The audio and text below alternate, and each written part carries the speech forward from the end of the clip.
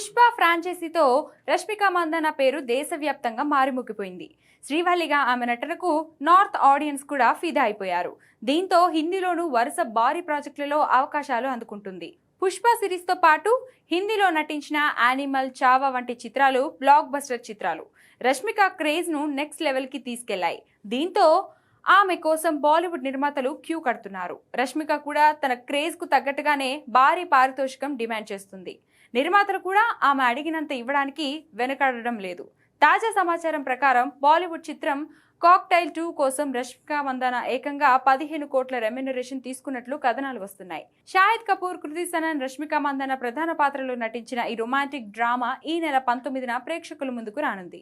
ఈ సినిమాపై బాలీవుడ్ లో మంచి అంచనాలున్నాయి. దీంతో ఇప్పుడు రష్మిక రెమ్యునరేషన్ సోషల్ మీడియాలో వైరల్ గా మారింది. ప్రస్తుతం బాలీవుడ్ ప్రాజెక్టులతో బిజీగా ఉంటూనే ఇటు టాలీవుడ్ లోనూ వరుస సినిమాలు చేస్తుంది రష్మిక. తెలుగులో విజయ్ దేవరకొండ, రణబలితో పాటు మైసా వంటి ఆసక్తికరమైన చిత్రాల్లో నటిస్తుంది. ఏదేమైనా రెమ్యునరేషన్ పరంగా రానున్న రోజుల్లో రష్మిక మరిన్ని రికార్డులను సృష్టించడం ఖాయంగా కనిపిస్తుంది.